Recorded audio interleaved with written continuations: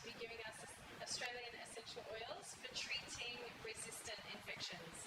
And Andrew has been using essential oils for 30 to 40 years and also been educating people about essential oils for that amount of time. He's also been a university lecturer in this and is a big advocate for promoting Australian native plants and conducting research as well. So we're here for a very interesting talk, and there's also products in the festival shop, and he'll tell you a bit more about those as well. So big round of applause for Andrew. Thank you. Thank you. Thank you, everyone, and I hope you're all enjoying your Woodford experience. Things are starting to get into the real essence of the festival after a few days, I think. So lots of goodies in store for all of us. So today it might seem like it's a kind of a negative subject, but hopefully I'm going to show you that there is some positive solutions available. So we're talking about essential oils and plant medicines for treatment of resistant infections. And okay, so I think you're all aware that we do have a major issue with antibiotic-resistant infections, and there's a few statistics there to show you. They're not totally up-to-date statistics, but it's enough to be pretty scary. The number of people that are already dying and the number of people in the future, a lot more people who are going to die from these infections that at one time could have been treated with antibiotics, but these days the antibiotics have stopped working. The graph, I have a pointer there, not sure. Yeah, so a couple of interesting graphs here. This shows the percentage incidence of the resistant infections to different bacteria. The main ones here shown being the Staph aureus, or the golden staph, and the vancomycin resistant, and also the Pseudomonas. I'm going to talk about each of these, but you can see there is a definite upward trend, quite a significant upward trend in infections with those particular resistant organisms. On the other hand, there is another graph here, and that graph is going in the opposite direction, isn't it? And what it's showing you is the amount of money and the amount of new drugs, antibiotic drugs, that are being produced by the pharmaceutical industry. So we've got an unusual situation in that the more of these superbugs that we have, the fewer new antibiotics are being produced in order to treat them. So even if you're an advocate of antibiotics and pharmaceutical and conventional medical approaches, you can see things are really not working, are they? And so we really do have a major problem on our hands.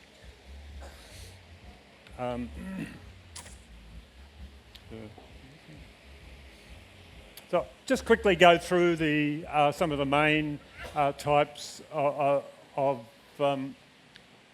organisms they're talking about. The first one is probably the most well-known one, the MRSA, and this is the golden staph that is resistant to methicillin, which was always considered to be the antibiotic of choice for being able to contain this particular type of bacteria. And so MRSA is virtually part of our language now, and we have, as we see, three main types of MRSA. There is the hospital-associated MRSA. So I think we all know now that hospitals aren't necessarily the safe places that we always thought they were. And so medical instruments can become infected. There's a whole range of ways in which these infections can spread around the hospitals. But then there's a community-associated MRSA, which in a way is even scarier because it can affect younger people, healthy people who are otherwise healthy, can be susceptible to these type of infections, and the outcomes can be quite severe. In Queensland, here we have the clone, so-called Queensland clone, which is a PVL positive. Now, PVL is kind of one of the toxins that the bacteria can make to increase their resistance. And so it's the most prevalent one in Australia. So we do have an issue, particularly in Queensland. In the USA, they have a clone that's even more virulent than the Australian ones. And then, of course, there's the livestock-associated MRSA. So it's something that we don't hear a lot about in Australia. We hear a lot of talk about, you know, the problems with animal husbandry and so on, but we don't hear a lot about the use, the way in which antibiotics have routinely been used for decades. And so some of those infections, some of that resistance that can build up in the animals can sometimes cross over to humans. And the incident in Germany there with pig farmers is pretty startling in that they're virtually all infected with this resistant strain. So another Staphylococcus of concern, Staphylococcus epidermidis, indicating that it infects the epidermis of the skin. So it can cause some very nasty skin reactions. And it's one that can be transferred quite readily in hospitals as well, through catheters and other sorts of devices. Pseudomonas is what we call a gram-negative kind of bacteria. The Staphylococcus are gram-positive. The gram-negative bacteria in general are more resistant to treatment than the gram-positive one, and the Pseudomonas is particularly resistant. It has a number of features, some of which are referred to there. Can survive at high temperatures. It's a big problem in the food storage industry. Okay. Multiple mechanisms for resisting antibiotic therapy. The cell walls are more impermeable. And I'm going to talk later about this concept of QUORUM sensing, which sounds a bit wild, and it is pretty wild, but these are expert at using this apparatus known as QUORUM sensing, which I'm going to refer to a little later in the talk. So there are many different mechanisms for multiple drug resistance that are referred to on the left-hand side there. And if you like a more simplified variation there on the right, showing the difference between a normal bug and a superbug.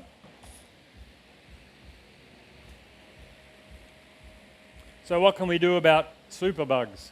As we saw, there's not very many new antibiotics being produced, so we can almost assume that antibiotics are not going to be the solution. Okay, it's pretty obvious why they're not being produced. There's very little money to make in something that the bacteria could become resistant to these days faster and faster, just in a number of years. And so the investment, the millions of dollars, or probably $1 billion necessary to get a new drug on the market, you're not going to have time to get that money back. So drug companies are now not into drugs that treat infections and acute problems. They're really all about coming up with drugs that they can have people taking for 10, 20, 30 or 40 years, you know, like statins and drugs for osteoporosis and menopause and things like that.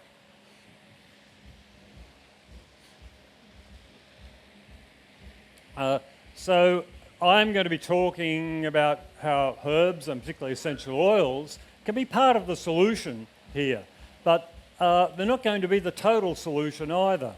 there's not any one total solution, and it's definitely not going to be one that's based on a new drug or a new type of medicine. It really is requires a holistic approach. A wonderful book by a colleague of mine, Peter de Ruyter, talks about multiple drug resistance, and as he says, it's virtually we're looking at a new paradigm. We've really got to think holistically about everything that we do that's around us in terms of stopping those things from building up. And that includes not becoming dependent on all the antiseptic wipes and things like that, you know. So we've become a society that is just so focused on antisepticizing the world around us and reducing all the biological activity around us. And of course the danger, and that's in our bodies and outside of our bodies, and of course the danger with that is that we just create more and more resistant bugs the more that we do that.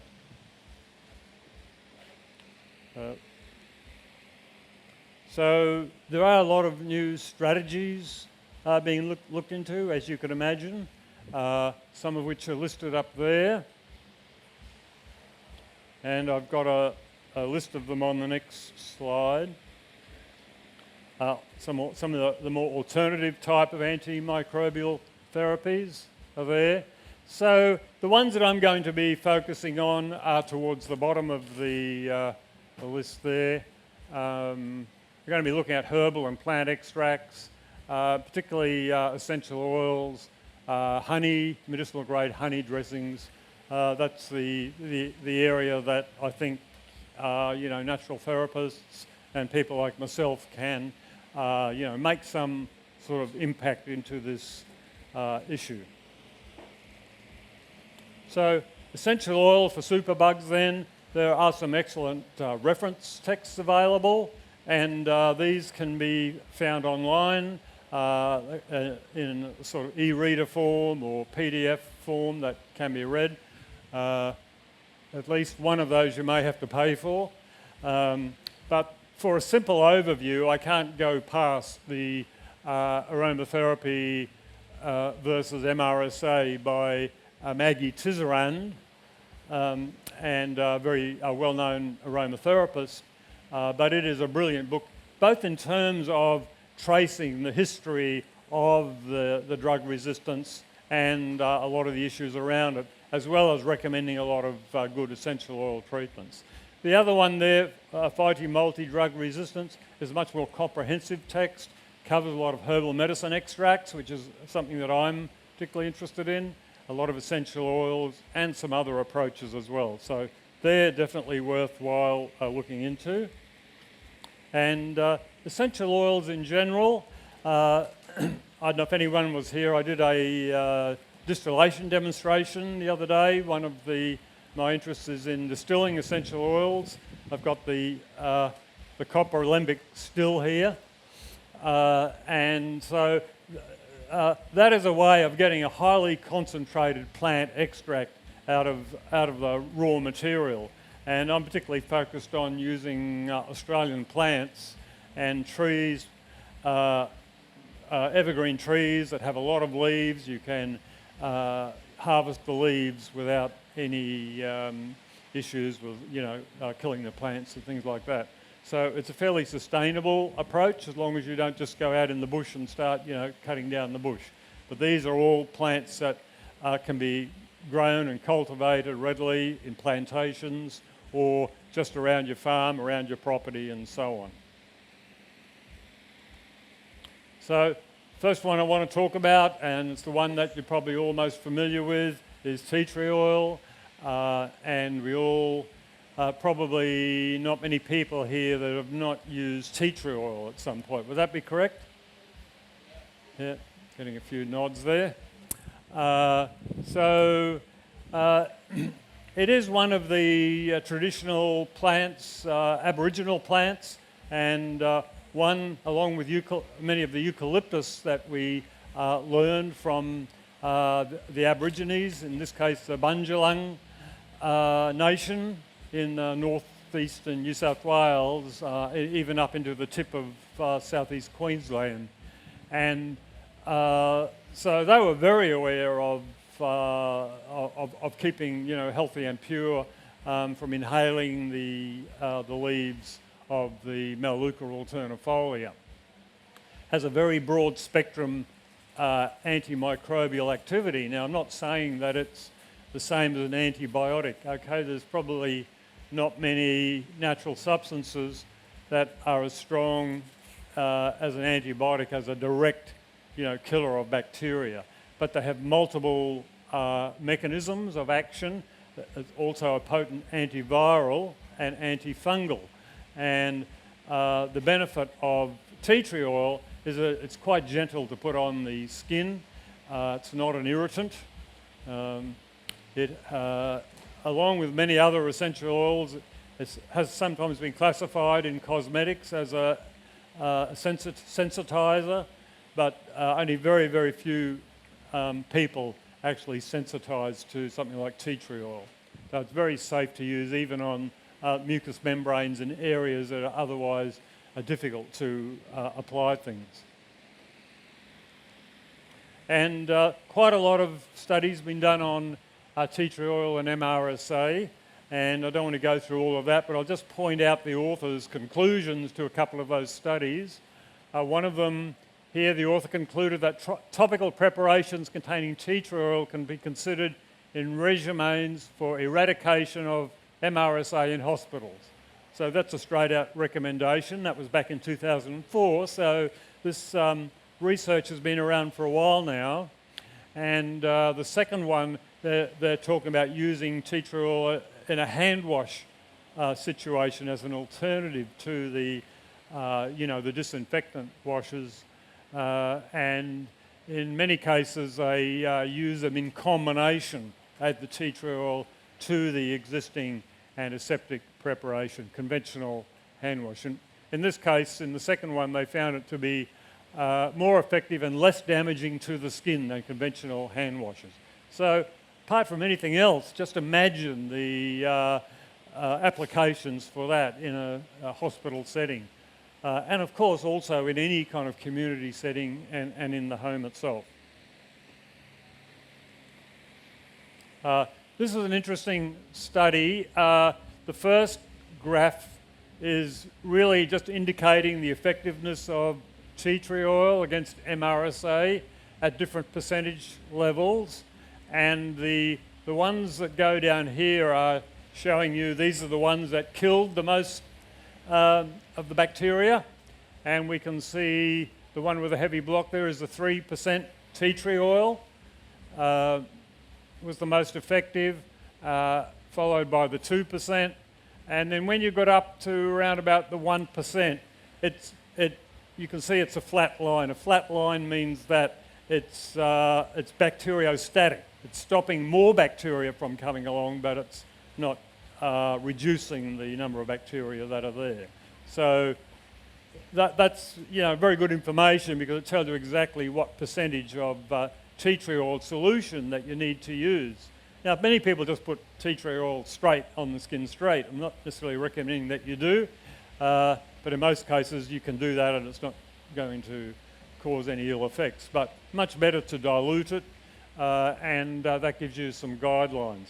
But the interesting thing was that another part of that study, they combined it with the reference antimicrobial that was the current antimicrobial that's being used for MRSA, and found a high level of synergism against both the methicillin susceptible and the methicillin resistant. Does anybody know what I mean there when I talk about synergism?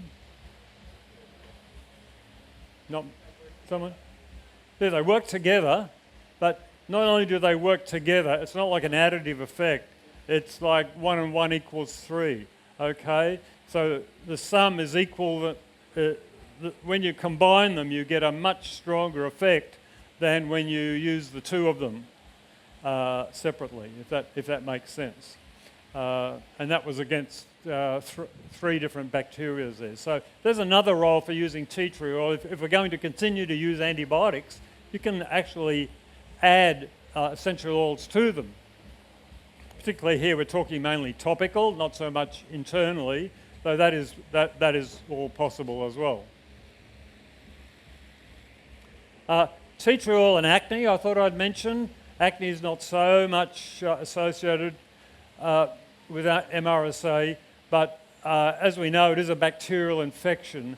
And when I was in clinical practice for 20 years or so, I found that there's probably more people coming to me that were taking a lot of antibiotics for acne than anything else. And these were mostly young, very healthy people, mostly males. And so they're going through a hormonal change, they're getting some, ugly-looking skin reactions, and they're getting put on these multiple antibiotics. And so they're building up resistance to antibiotics, and this is happening on a big scale. So there's so much research on tea tree oil and acne. If you see the next slide, that just summarises about 10 or so clinical studies that have been done. So it's really quite well proven that tea tree oil is about as effective as anything that is around.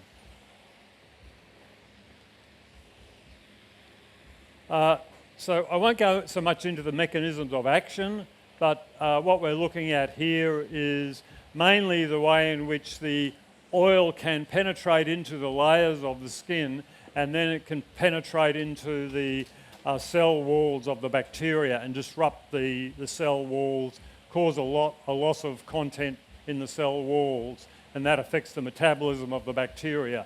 And so that's mostly what the mechanisms are about, but there are, it does get, as you can imagine, more complicated than that. And for Pseudomonas in particular, being a gram-negative bacteria, it does have increased resistance to everything, including tea tree oil. However, there still are some studies showing that there are benefits for tea tree oil with the Pseudomonas. Now, tea tree is Melaleuca alternifolia. There are hundreds of species of Melaleuca. I've distilled many of them. They all produce essential oils, and almost everyone is unique. They've nearly all got different chemical profiles. Some of them have similarities to other ones are totally different. And not much research has been conducted into Melaleuca other than for tea tree oil.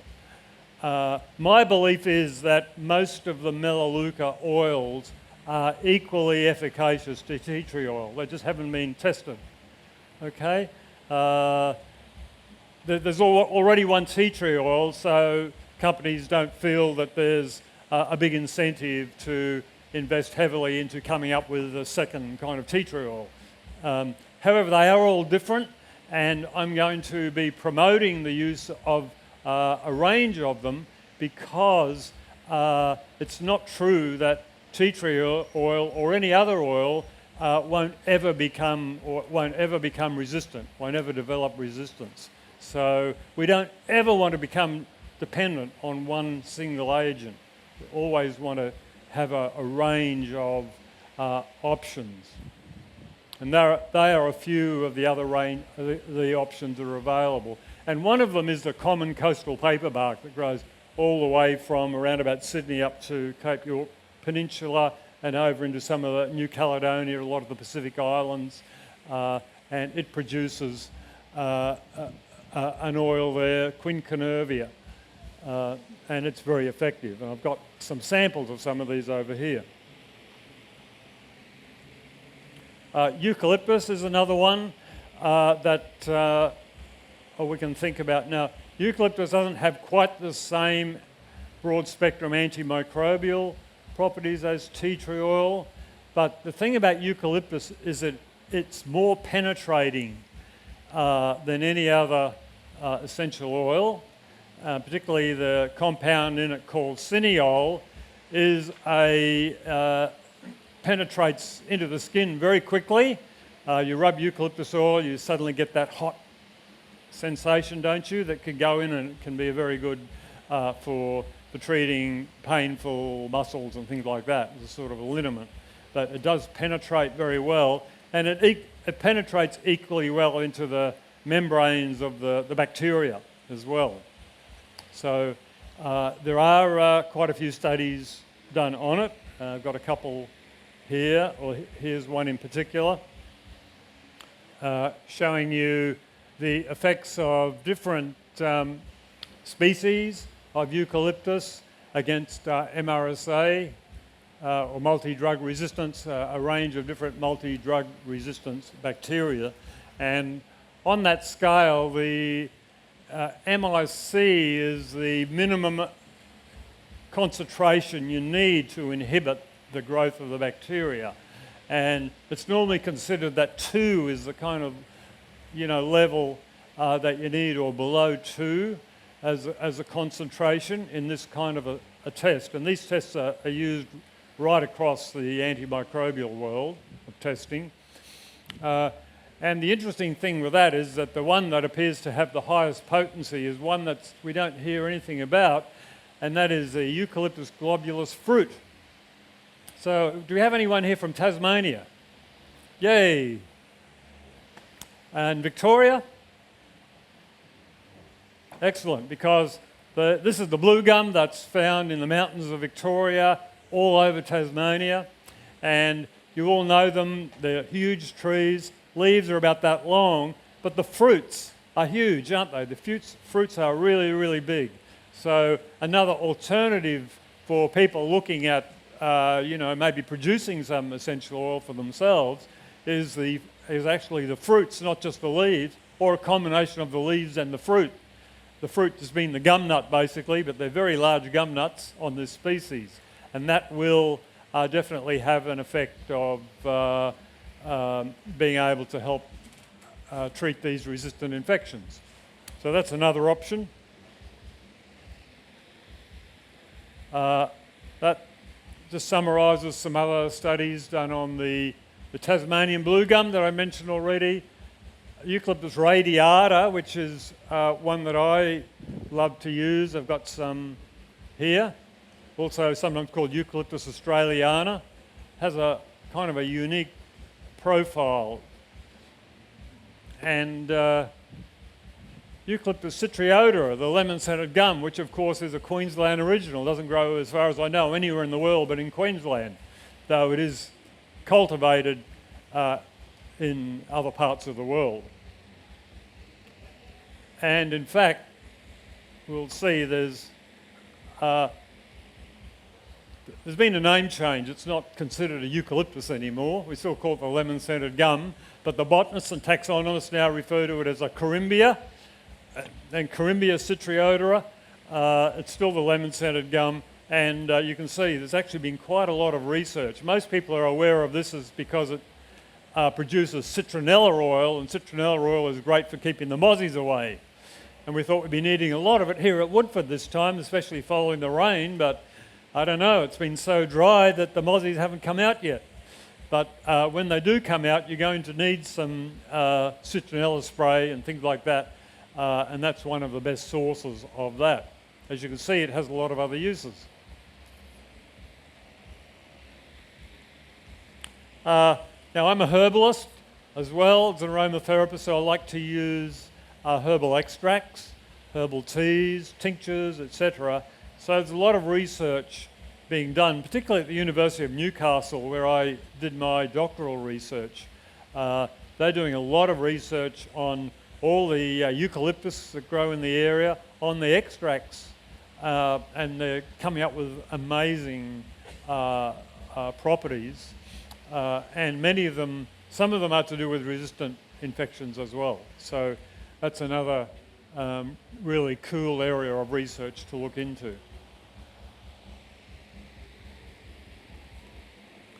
Okay, I don't know if anyone was here a couple of days ago when I did the distillation, but I had the distillation going. People could smell the lemon myrtle from the whole area, I think. And So lemon myrtle is Bacchausia citriodora. It's another native to this part of the world, just grows in southeast Queensland and I think a little bit further north as well. But mostly it's grown in plantations and people grow it it's very easy to grow around the house, very attractive tree, and wonderful for producing the oil of lemon myrtle.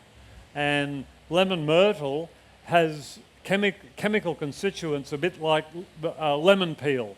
So if you buy lemon peel essential oil, there's a lot of similarity, and of course you get that fragrant lemon odour, which has such a cleansing sensation just in itself. So yeah, so we have the lemon myrtle oil here, which I use in a lot of formulations.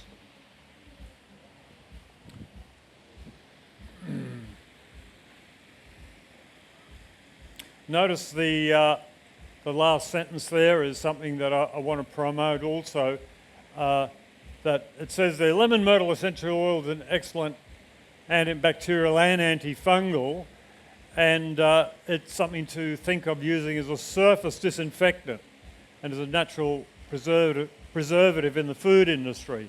So I make up a natural disinfectant, just a household cleaner at home, and it contains lemon myrtle, some eucalyptus tea tree oil, along with some vinegar and water, hydrosol.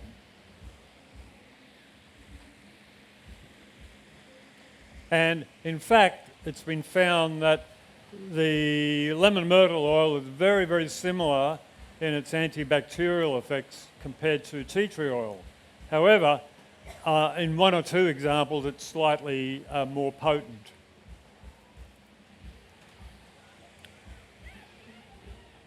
And I want to draw your attention to this column here. Citral is the chemical component of the oil, of the essential oil. 95% of the essential oil is composed of just one chemical, citral. Same citral that you get in lemon peel and grapefruit peel and so on. Also found in things like lemongrass, lemon verbena, so very characteristic citrus odour. And you'll notice the MIC values here, very, very similar for citral as for lemon myrtle. Okay, pretty much identical, which is indicating probably the obvious that the effect is mainly due to citral. So from that information, you also know that if you use things like lemongrass oil, oil of lemon verbena, things like that, that they are also going to have these similar antibacterial effects. And in the same vein, we have the lemon-scented tea tree, Leptospermum petersonii, also native to this part of the world, northern New South Wales, southeast Queensland. And it contains an oil that also has a lot of citral, but it contains citronellal as well. So it's a bit like the lemon-scented gum. It makes a very good sort of mosquito repellent, as well as having the antimicrobial effects as well. So not a lot of research being conducted on this in Australia, but there was one study done in South Africa, interestingly, and the authors of that say it displays noteworthy antibacterial activity, and it remains a mystery why the species has been neglected in the scientific literature. Okay, I think it's partly because it's called tea tree, and so we have tea tree oil. Why do we need another tea tree? Okay, but if we're going to look at things holistically, we always need variety and choice, because they're not the same. It's not the same as tea. In fact, it's totally different to tea tree oil. The chemistry of this is vastly different, closer to the lemon myrtle, but not the same.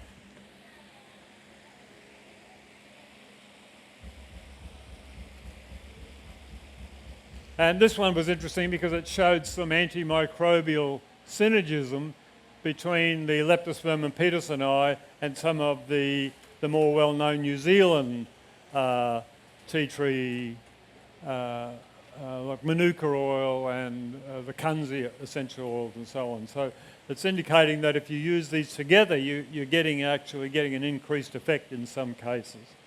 So that's another reason for not just using one oil, but think about using a combination of oils.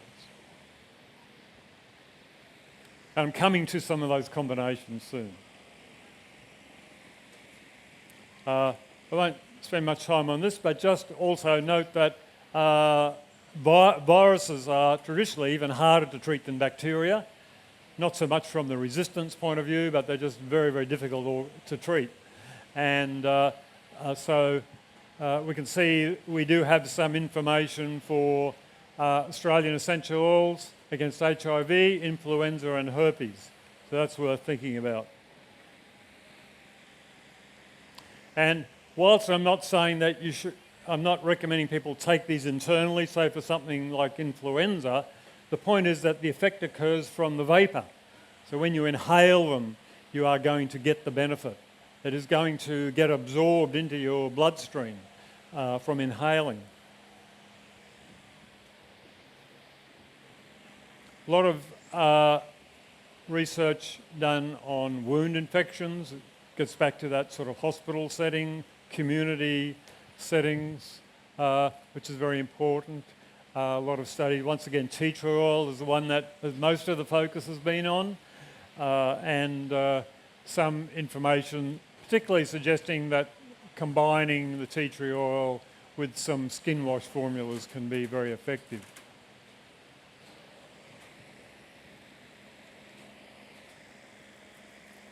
Now, oral hygiene is an area that's always interested me a lot, and since my early days as a herbalist, when I used to make up the thyme and sage mouthwash and mouth rinse, and I was inspired when I went into the pharmacy to look for what was available, and I found the main mouthwash that you could get for gum infections and things was based on thymol.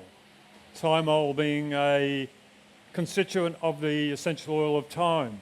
That got me looking more into that sort of field, and certainly using thyme, sage and other medicinal plants. And now we find there is a whole research base that supports the use of many essential oils, particularly eucalyptus. There's been a lot of research on both tea tree and eucalyptus in this area, including eucalyptus extracts that I was talking about before. So the dental plaque that is shown up in there in the diagram, we all know what dental plaque is. That is an example of a bacterial biofilm. So we're going to talk about biofilm because that's one of the main mechanisms used by resistant bacteria to kind of survive antibiotics, but also to spread themselves around the body. And I've made reference also to skin penetration enhancers. And so some of these essential oils, even if you argue that their antimicrobial effect is weak, you can, by combining them with other agents, they actually help the penetration of the skin and the membranes of the bacteria to allow the other sort of more active chemicals into the bacteria. So they have that benefit as well. That's just a study that basically shows that the most effective chemical for enhancing of all the ones tested there is eucalyptol or cineol, which comes from eucalyptus oil. Now, nerolidol, just to make a quick reference to that, nerolidol is found in the essential oil of Melaleuca quinquenervia that grows in this part of the world, and it has been extensively tested because it's found in a lot of other plants around the world, and apart from anything else, is very strong skin penetration activity. Whoops. Strong antibacterial activity, skin penetration, and anti-biofilm activity. We were just talking about biofilms. So the Melaleuca quinquenervia, which we call nerolidol oil, is a very underrated one. And what I can tell you, it smells a hell of a lot better than tea tree oil. The thing about tea tree oil, it does smell like medicine, doesn't it? And some people are, they don't really necessarily want to go out and socialise too much, reeking of tea tree oil. But you try this oil, and it really is almost perfume in its more sweet kind of smell. We're going to skip over the mechanisms. They're mostly to do with what I said before about penetrating the bacterial layers.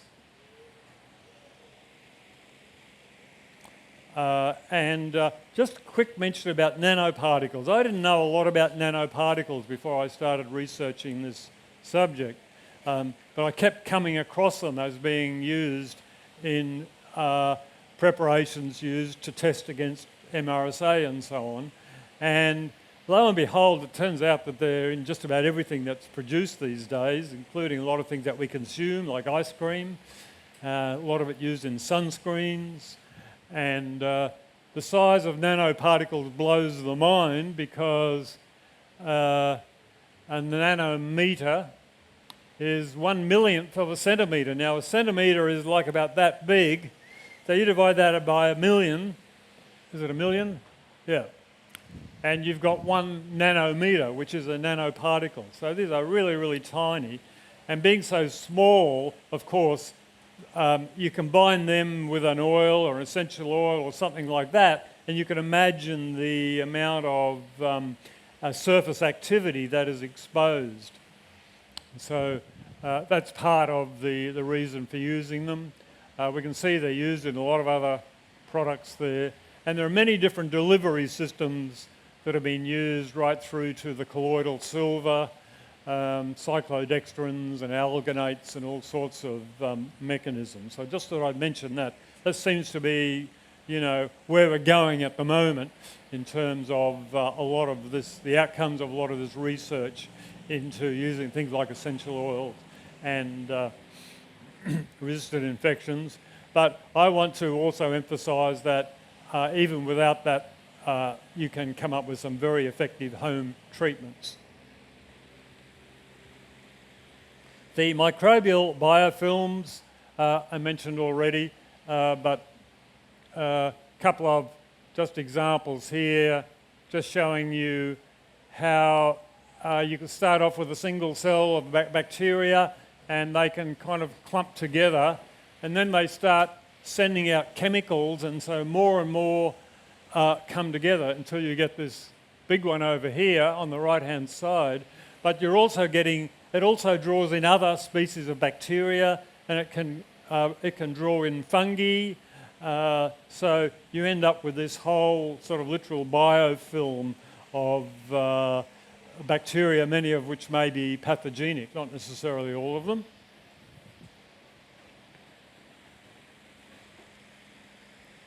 And there's been some research on Australian essential oils against biofilms, as we can see there. And a lot of them are based on those nano emulsions and things as well. So eucalyptus, tea tree, thymol, and so on. And where it gets really interesting is these biofilms, then they manage to kind of keep growing through this what's known as QUORUM sensing. Okay, so this is cell-to-cell communication process used, and this is a way bacteria can monitor the cell numbers and the species complexity, and so they can actually build up their numbers and reduce their numbers according to these sort of chemical communication mechanisms. A heck of a lot of research has been done into this in the last 20 years or so, and it really is the frontier of antimicrobial research these days. Pretty scary stuff. Some quorum sensing processes that you may have heard of. Bioluminescence. Has anyone ever seen or even seen it on, at David Attenborough or something, one of those shows where you see the ocean, parts of the ocean, like once a year, they just all light up with this amazing colours. And so this is all this quorum sensing going on between all the corals and organisms in the ocean. They're sending out signals to each other. Come together, this is the time to multiply. Virulence factor production. Virulence factor is extra chemicals that the bacteria can create to enhance their resistance properties. Biofilm formation, we've mentioned, and so on. And I think it's worth quoting this last quote, and this was 2005, so this isn't like brand new information, that it's now clear that cell-to-cell communication is the norm in the bacterial world. That understanding this process is fundamental to all microbiology. Okay, so it's no good anymore just thinking about, single bacteria and a single antibiotic. We've got to think on the whole scale. And there's a list of plants. Now, this is a European study using mainly European essential oils, okay? But these are ones that are all shown activity against quorum sensing in bacteria, okay? A lot of these are common, like oregano, caraway, marjoram, thyme, sage, and so on. Lavender there, rosemary. Okay, so a lot of the ones that you might be more familiar with from the European essential oils. So, but we also know that the Australian essential oils have similar properties. And more studies done there, in particular on eucalyptus, so indicating some benefits there of particularly Eucalyptus radiata, one that I mentioned already. Other ones here that have been proven: clove oil, cinnamon, peppermint and menthol. So broad spectrum of essential oils. You can say that probably most essential oils are going to have some effects against biofilm and quorum sensing. Once again, they're not going to be the cure, okay? But it could be a very good component. So another thing that we can add then to the armoury is the medicinal grade honey. And this has been another very fertile field of research in the last 20 years or so, as I'm sure most people here would be aware. One moment.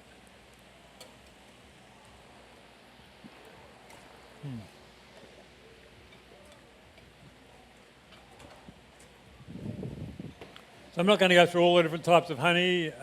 Everyone knows of Manuka honey, and we have Australian tea tree honeys that are pretty well equally effective as well. And the West Australian Jara honey is now coming onto the market, and so there are a number of these, but not all honey is medicinal honey. This is honey that's not honey that you spread on your toast in the morning.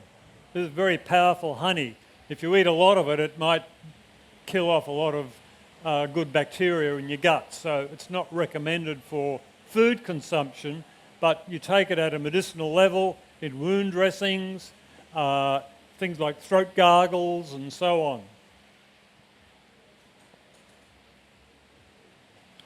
So quite a bit of research there. So there's a couple of examples, aromatic honey that you can take. And so what I'm about combining essential oils with honey. And sure, you can take a small teaspoon of that. Okay? Not, large quantity that you might have on your breakfast cereal or something, but just a small teaspoon with a little bit of essential oil in it. Very safe to take and quite effective. You can make it up a throat gargle for infected throats and gums and so on.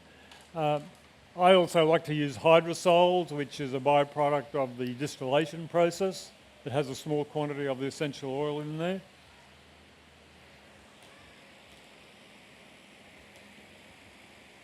So there are some what we might call evidence-based blends. So most of you are probably aware of the idea of evidence-based medicine, EBV, which is what we're supposed to be all about these days, and that is that you shouldn't use anything clinically unless you've got absolutely conclusive evidence for it, and preferably that involves huge clinical trials with thousands of people.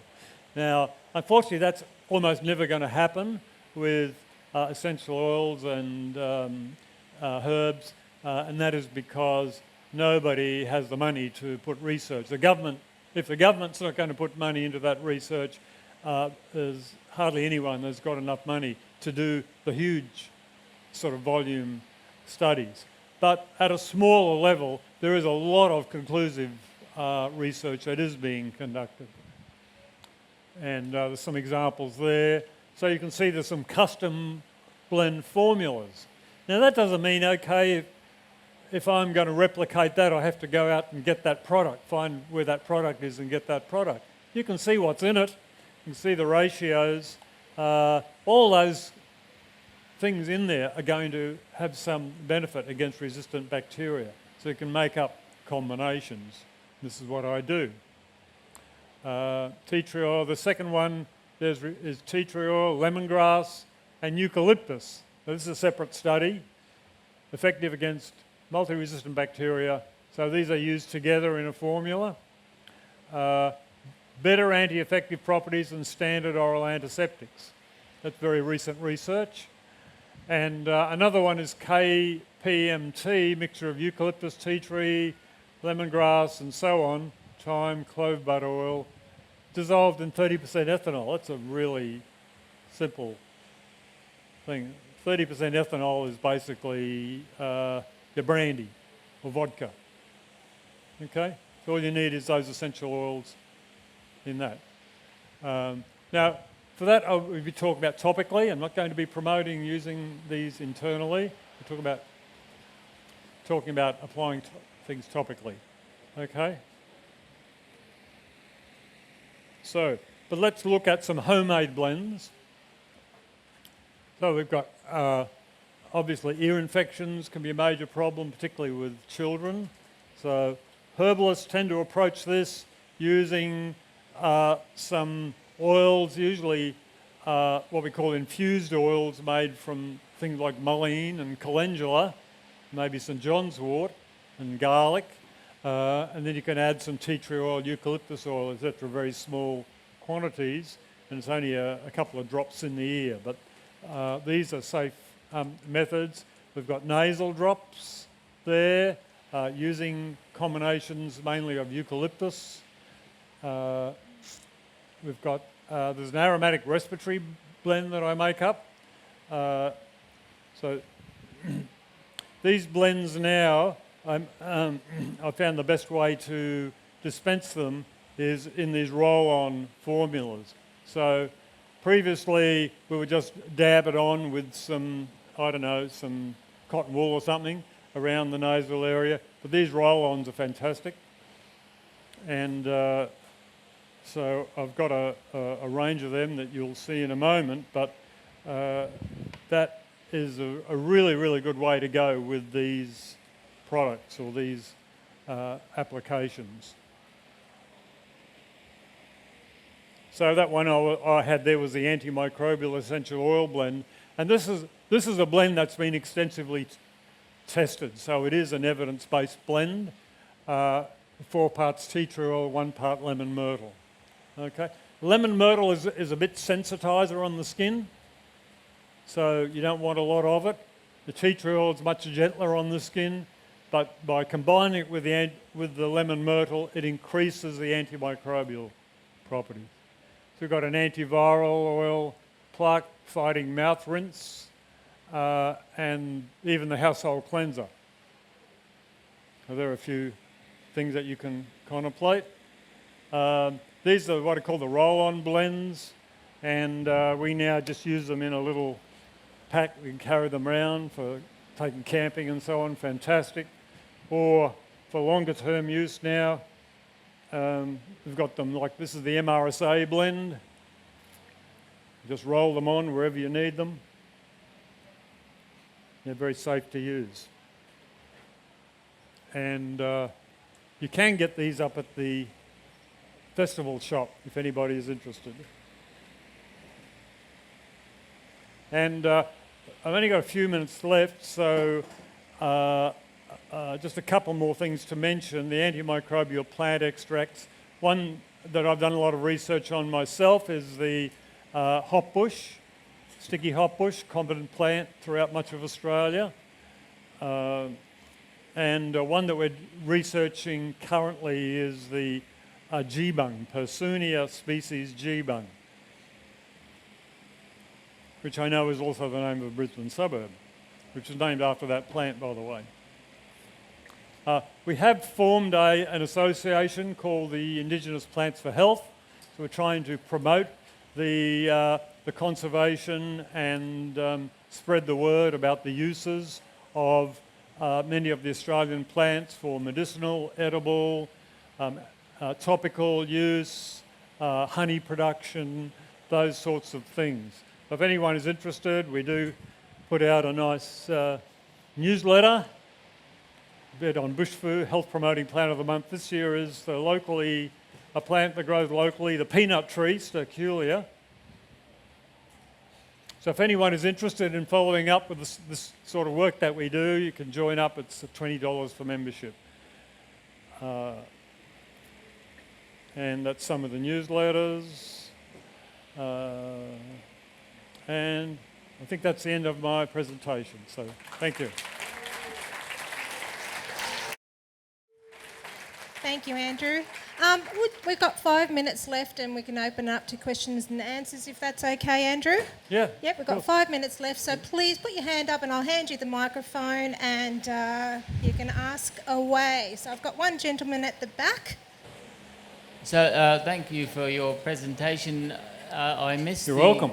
I missed your first one about this distillation. I wonder if you could recommend a still for these, particularly the eucalyptus. My recommendation, if you can get one, is a stainless steel for eucalyptus in particular. The one that I have here is a copper still. These are readily available. When I say readily, not so much in Australia, but you can import them from a New Zealand outlet. At the moment, I don't know anyone that's producing stainless steel in a kind of a small home type unit. You can, of course, buy the big ones that they use in the tea tree oil plantations. But I would be looking at a stainless steel apparatus. There's another lady here that... Oh, sorry. I was just wondering where you'd get hydrosol from if you want to make a home. Oh, well, I make hydrosol. So when you make an essential oil,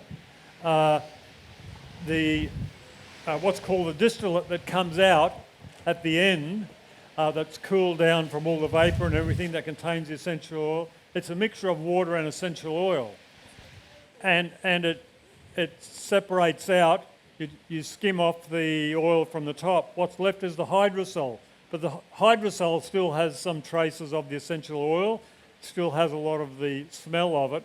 But because it's so dilute, it can be used, much more generally in larger volumes.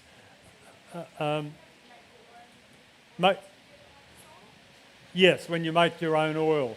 Now, there are some, it is possible to buy hydrosols as well. If you go online, you will find, I know, essentially Australian, who is where you buy some of their essential oils, ones that I don't produce, and they've started putting out a range of hydrosols. But when you make the essential oil, you might get 20 ml of oil and you end up with 2 or 3 litres of hydrosol. So it's a great byproduct. Hi, I have a friend with a property near Tabulon, west of Lismore, Northern Rivers in New South Wales. He has trees called a strawberry gum, which smell amazing, make fantastic tea. Do you know anything about that species? Yes, I know about that.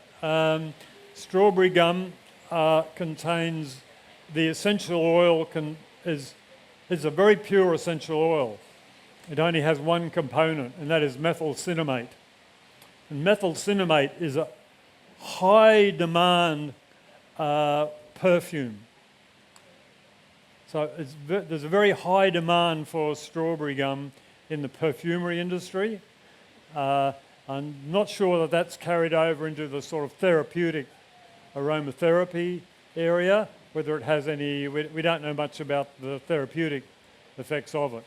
But it has got this, you've obviously smelled it, this amazing fruity strawberry-like smell. And that's why I encourage people, you know, and that's a eucalyptus. Nothing at all like eucalyptus oil. I think that wraps it up, ladies and gents. Give a big round of applause to Andrew Pengelly for his informative presentation on essential oils. Thank you so much for your knowledge and sharing your knowledge and being here with us today. It's absolutely awesome. Thank you, guys.